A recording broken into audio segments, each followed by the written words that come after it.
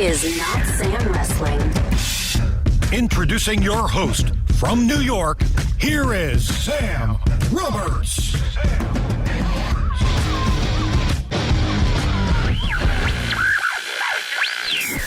Have you done research to make sure that you are the physically biggest mayor in America? So there is a mayor from another county in rural Tennessee that he's a pretty big cat. I think he's my height. Really? He's a big dude. Yeah, we could add something to the Tennessee Volunteers offensive line. Did you play football ever or no? I did. I played at Truman State University. What'd you play? Offensive tackle. Of course. Yeah. There's only one position, right? Giant lineman, yeah.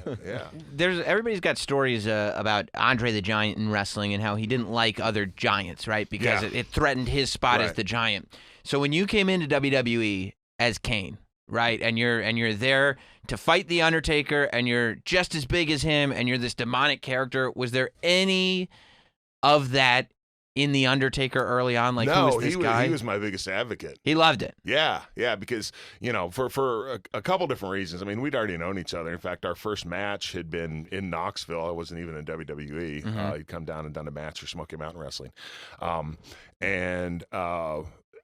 So we knew each other. And then also, I think just the fact that Mark's a business guy and he understands that, he can draw money with someone like me. So he was the biggest advocate for the character. In fact, I remember once Vince McMahon telling me I was worried about something, and Vince said that Taker had come in. This did not relate to him, but I'd mentioned it to Taker, and Vince said, "Yeah, Mark's already talked to me about that, and I think he worries more about you than he does himself." So, he was always a huge advocate of mine. When you're a smart guy, right, as smart as you are, I don't know, man. You got a lot of information in your head, right? But character-wise and publicly, you have to do all your talking through a fake voice box to sound like a robot. Does it get frustrating when you're like, I want to be able to communicate with people? It was. And I was so glad when Kane was finally able to talk, because also being under the mask and never talking added a lot of mystique and mystery to the character. At the same token, after people have seen it for a while, it gets stale. And you don't have that entertainment value that you have if you have that added dimension. So I was extremely happy when I was able to talk. And the voice box was kind of a trick, because I had to use it. You couldn't, if you just used the voice box and didn't actually audibly say anything, audibly, I guess is a word, you couldn't understand it at all. So I had to figure out the right mix of where I could have my own voice and the modulation of the voice box to make it actually hear what I could say, but still have the effect that they wanted. Have guys come up to you and talk to you about getting into life outside of wrestling? I mean, because you obviously, for you to make such a successful transition, right? Yeah. That's got to be a big deal to a lot of people that are like, I'm going to wind down at some point, and at that point, what do I do when I can't wrestle anymore? I haven't really had anyone come up to me for that per se, but my advice is always just realize that your wrestling career is not going to last forever, and take care of business and make sure that you've put some money aside, and at least have some sort of plan for afterwards. And I think that plan is going to be different for everybody. I mean, Dwayne Johnson got into movies and he's been fairly successful. Yeah, but he's bombing. And I don't think his checking account is, bro. But, no, I'm kidding. And John, exactly. and John Cena, John's getting movies, but John's doing like the comedy stuff as opposed to Dwayne's doing the action stuff. Yeah. What's Doink the Clown up to? I don't know, actually. That guy, man. Who is that? Doink the Clown? Doink the Clown. Yeah. He was a man. wrestling clown. Yeah. He was exactly as he sounds, actually. Doink the Clown. Yeah. Yes. Although, I mean, look, you could have asked the same thing of what's Isaac Yankem DDS up to these days, and you'd be like, he's actually doing pretty well for himself. Is he? Yeah, that's what.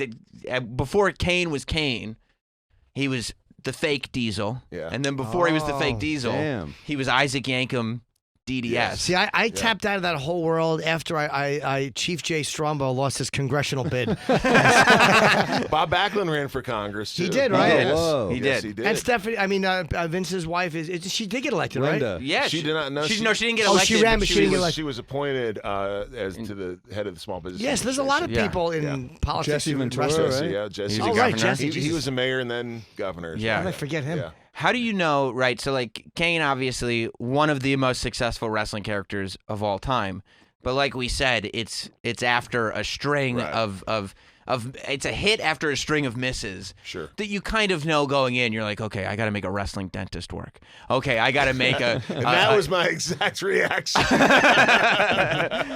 And then you go, what's next after this? Okay, I got to make a ripoff of one of the most beloved characters of all time. Now I got to make that work. When you go in to do Kane, are you going, finally this is it, or are you going, all right, let's see how long this one lasts? No, it was finally this is it. You knew. Yeah, absolutely. I mean, and I would say that and how they say that you don't really have mistakes and failures if you learn from them. Yes. And that's kind of what my first experiences really was that it gave me the tools that I needed and the experience that I needed to make Kane successful. And frankly, if I'd have had the Kane character initially, it wouldn't have done what it did because I just wouldn't have been able to do that. Do you think by that context, there is anything you could have done to make the wrestling dentist work? Not me personally. What was the wrestling dentist? He was an evil. What do you He hate? was an evil dentist. Yeah, well, who do you hate more Here's than the anyone? thing, man. You know, it's like other people got really cool, like rock guitar riffs, and I got a dental drill, right? And it was just that was not a character. That's literally this is the not a theme pun. music. I could not sink my teeth into that character. But it was also, I mean, that was the point where WWE was at, just kind of on their theme arc, right? We'd gone very PG at that point and very over the top character driven. I want to see like So- an oncologist heel. Anyway, just that's not something that I felt that I could pull off. But again, I mean, I did the best I could with it, and then the next. And you're also character young, came and along. it's your Yeah, I first was young, opportunity. and- So what are you going to say? yeah, No, exactly right. I mean, Yeah. and hopefully, eventually, I knew that if I get my foot in the door, it could lead to something better, and it finally. How many years did you wrestle? Man, I started in 1990, or I guess the winter of 1991. Oh so, man.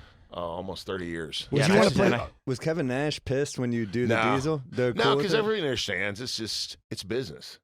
You right? know, It's not like it's you went in business. and Yeah. said, "Hey Vince, why don't you let Yeah. me take?" And also, we never made fun of. I mean, it was treated as a serious character. It wasn't like we made fun or ridiculed anything. right. What did you do that was that they're talking about? You It was a copy of another character. a purposeful copy. Yes. So yeah, Kevin Nash played this character named Diesel in WWE. You need to read the book, dude. It's all in there. I literally Get you a I copy. got the book literally as you walked in. Sorry. They handed me the book. Kevin Nash left the company though, and he kind of portrayed the same type of Oh, character, okay. but Vince was like, "No, I own that character, and I'm going to prove Right. that to everybody." Right. And he brought in Mr. Right. Jacobs to go. Now you'll play the character, Right. And which then- is an uphill battle to say the least. Yeah, it was. But Yeah. and of course, Kevin was doing pretty good. He went to WCW, and he was doing okay. Yeah. So I don't think there was any hard feelings. And Well- and also, its imitation is the sincerest form of flattery. So Right. You know. How That's many gotta years be did you do annoying, Kane? What's How many that? years did you do this one? Kane started in October of 1997. Do the wrestling fans like my questions? They probably think that some of them might be a little obvious. A little rudimentary. Yeah, a little. Wrestling fans little get mad. I don't know basic. much about wrestling, but we talk to a lot of wrestlers, so I ask questions that That's cool. the hardcore guys get very mad at me. I mean, you ask good okay. questions about Rand Paul. You ask questions like a human Yeah. being. I don't think there's, but yeah, there But are the wrestling questions. hardcore wrestling fans do get upset, but sometimes Jim plays into that. We had Nikki Bella in here, and he asked her if John Cena was a wrestler, just to upset Just to people. annoy them. yeah, just, See all the just, wrestling to, blogs. just to get people upset. Just poke the bear. Yeah. What was of all the things that you did as Kane, what was the kind of, I don't know if I can pull this one off, because you did some of the stuff that you wouldn't think becomes iconic, like you saying "suck it" into a voice modulator is become this iconic piece of tape, Yeah. right? Like what would you say the thing as Kane that you did is the most sort of, I don't know. There's favorite stuff and not so favorite stuff, and Yes. I try to kind of forget about the favorite stuff, not so favorite stuff. And when you've had yeah, a 20-some year career, there's always going to be stuff. When they come to you and they say, we want you to be in a match where the only way to lose the match is to be set on fire. Yeah. And I really wanted to win.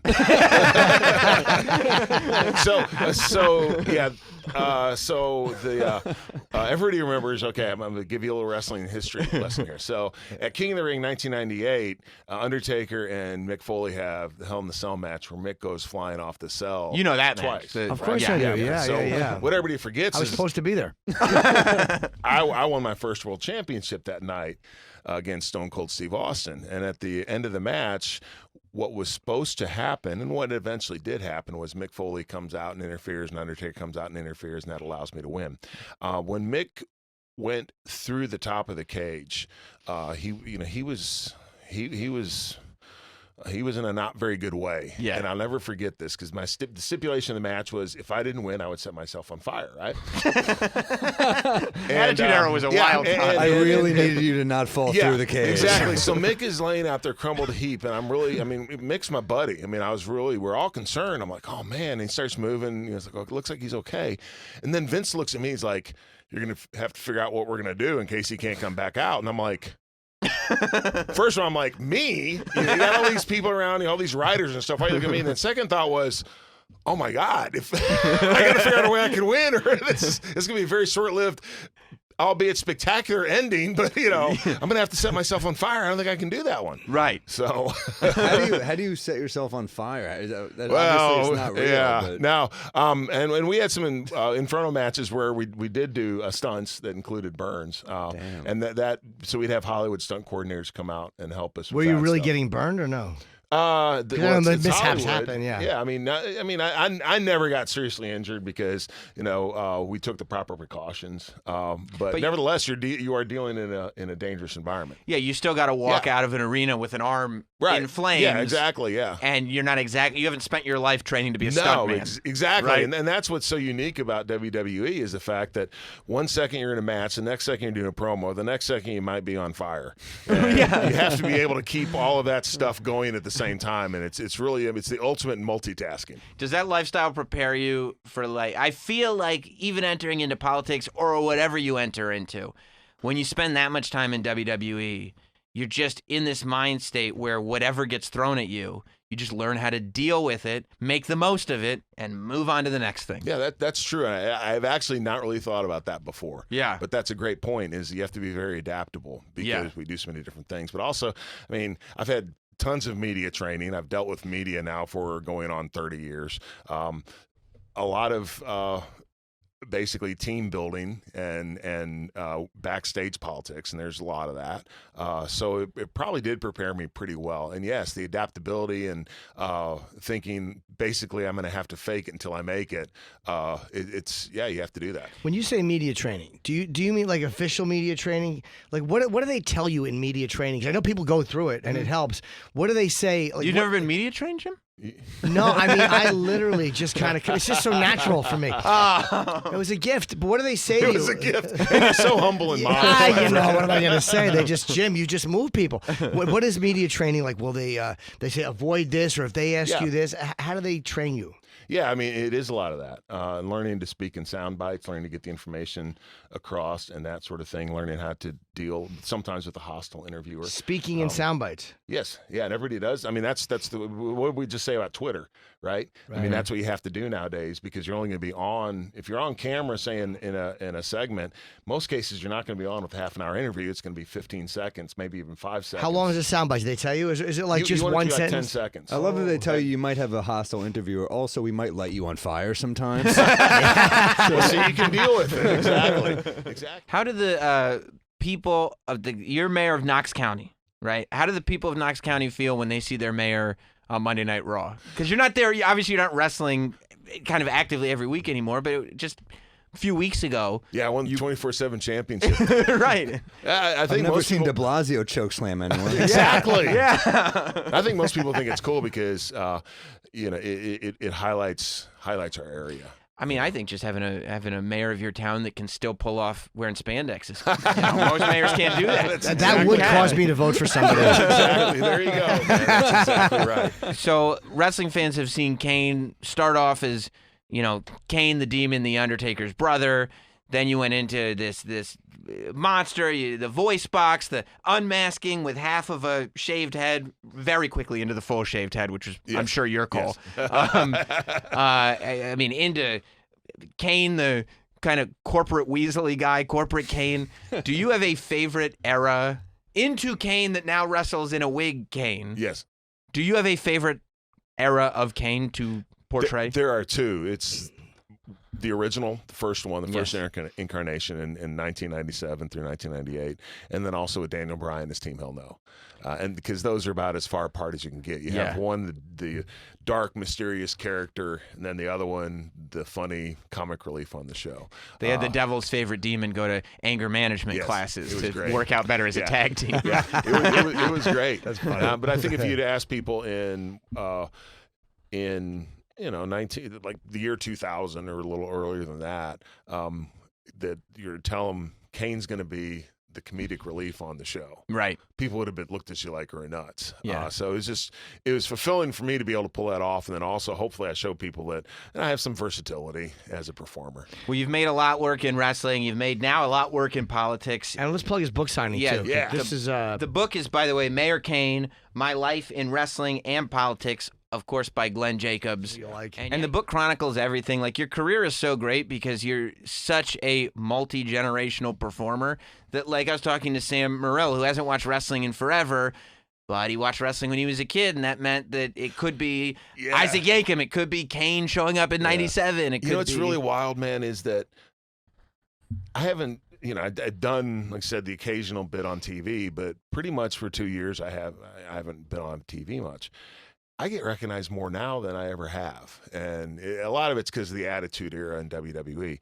But I'll tell you that the coolest thing ever is when someone comes up to me and just shakes my hand and says, "Thank you for years of entertainment." I mean, that's just the most awesome thing. That's so gratifying. Yeah.